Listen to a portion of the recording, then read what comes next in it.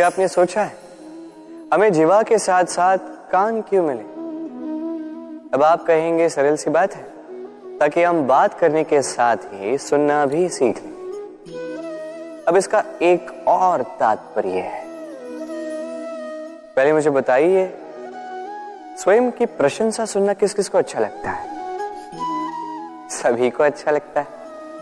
अब यही है सार।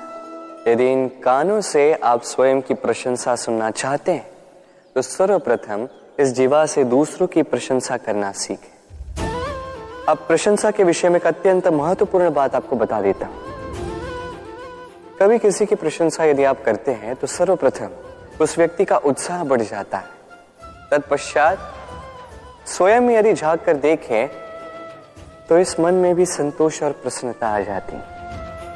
और एक बार ये मन प्रसन्नता से भर जाए, तत्पश्चात कोई प्रशंसा करे या ना करे, कोई अंतर नहीं पड़ता। इसलिए सदैव दूसरों का मान करें, आदर करें, उनकी प्रशंसा करें, प्रसन्नता बांटें। जिनमें जो भी अच्छाइयां हैं उन्हें बताएं, उन्हें स्मरण करवाएं कि वो भी अच्छे हैं। उनका उत्साह बढ़ाएं, वो जीवन में आगे बढ़ेंगे और ये जीवन आपको कभी पीछे नहीं रहने देगा। क्या आपने कभी दर्पण देखा है? क्या हम में से ऐसा कौन है जिसने दर्पण नहीं देखा? सभी ने दर्पण देखा है, दर्पण में स्वयं का प्रतिबिंब भी देखा है। किंतु किसने सोचा कि उस दर्पण के पीछे क्या है, उस प्रतिबिंब के पीछे क्या होगा?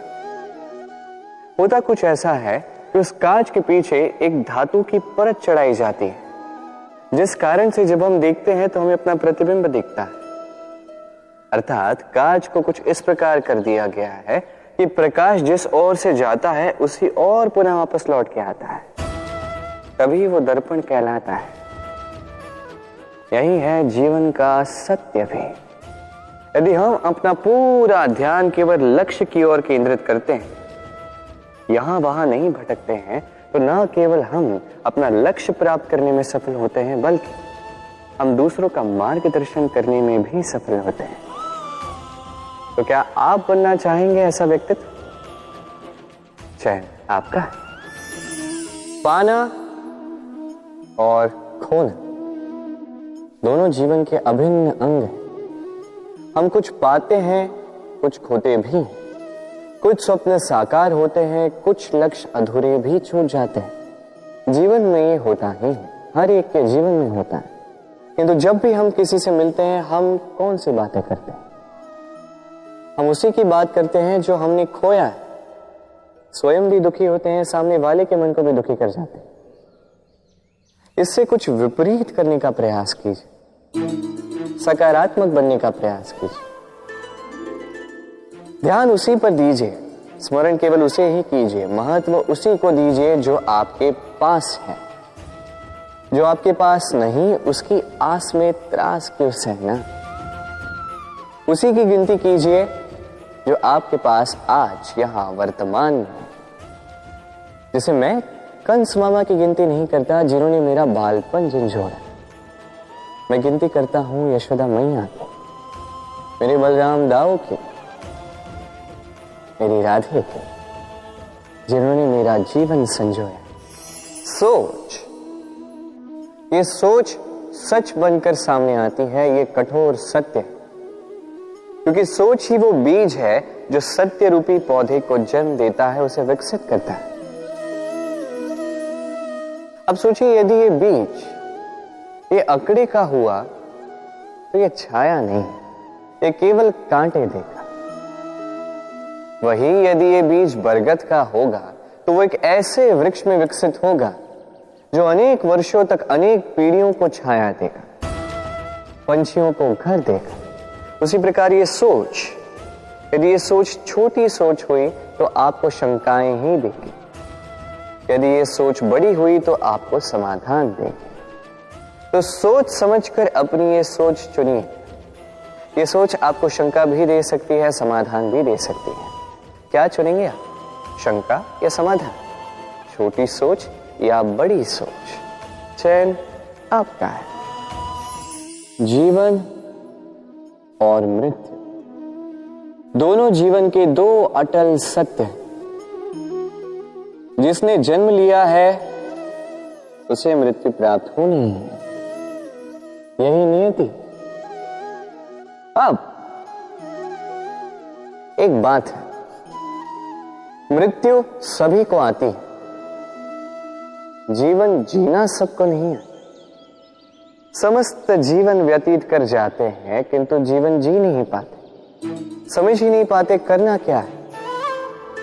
जीवन जिए तो जिए कैसे? जीवन जियो तो उस दिए की भांति जो अपनी लौ से असंख्य दियों को प्रकाश देता है, जो बुझते बुझते भी अंधकार से लड़ता है। कदाचित इसीलिए जहां दिए को रखा जाता है उस स्थान को पूजा जाता है, उसे पवित्र माना जाता है। एक बात तो है, मृत्यु सभी को आनी है, चाहे मैं, चाहे आप, चाहे हर कोई एक न एक दिन संसार से जाने वाला है। किंतु आपने इस जीवन में किया क्या, ये महत्व रखता है। और जिसे जीवन जीना आ गया वो मृत्यु के पश्चात भी जीवन जीता है, वो अमर बन जाता है। कहा जाता है व्यक्ति को अपने चरण दृढ़ रखने चाहिए, कि जहां चरण होंगे उसी के अनुसार मार्ग होगा, उसी के अनुसार लक्ष्य भी होगा। किंतु क्या केवल इन चरणों पर ध्यान देना ही पर्याप्त है?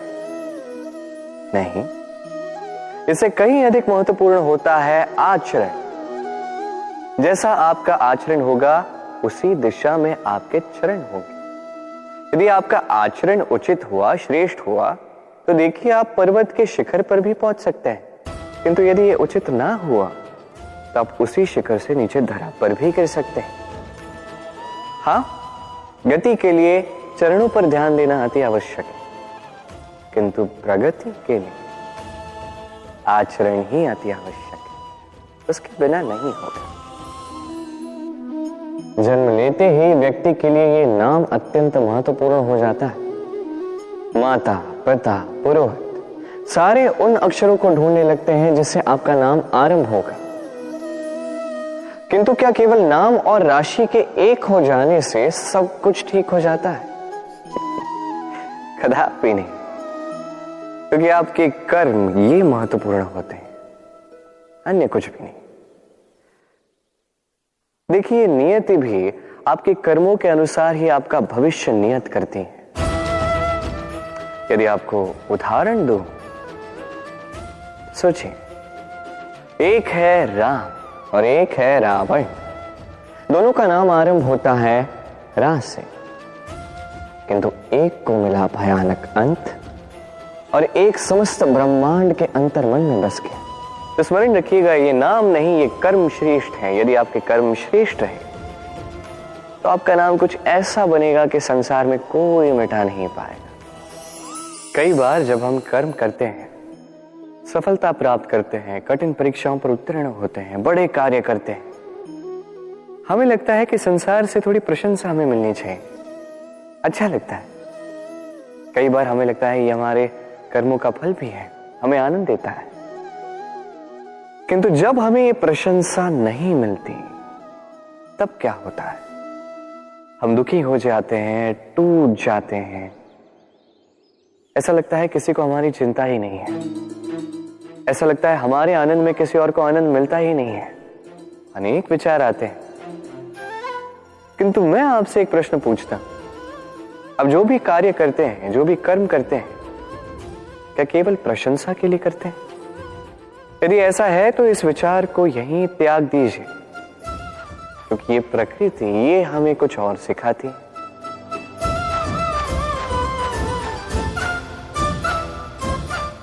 इस पुष्प को देख लीजिए, ये सुगंध जो पुष्प देता है, ये जैसे मेरे मन को उल्लासित कर देती है, जैसे मेरे मन में ऊर्जा सी भर देती है ये सुगंध। किंतु विशेष बात तो यह है कि पुष्प को यह कार्य करने के लिए किसी प्रशंसा की आवश्यकता नहीं है। यही है प्रकृति की सीख। जो सच्चा होता है, जो सत्कर्मी होता है, उसे प्रशंसा की आवश्यकता ही नहीं, क्योंकि उसके कर्म ही उसकी सुगंध होते हैं। देखिए, इत्र जो है वो नकली फूलों पर लगाया जाता है, सच्चे फूलों को इसकी आवश्यकता ही नहीं। इसी प्रकार आप भी कर्म करती जाइए एक शुभ भाव के साथ। इस मन को सदैव सदैव शांत रखिए, साफ रखिए। यदि ऐसा करोगे तो आपके कर्म इस प्रकार सुगंधित होंगे कि आपके जीवन में केवल और केवल आनंद ही होगा। तो इसी आनंद के साथ कहिए राधे राधे।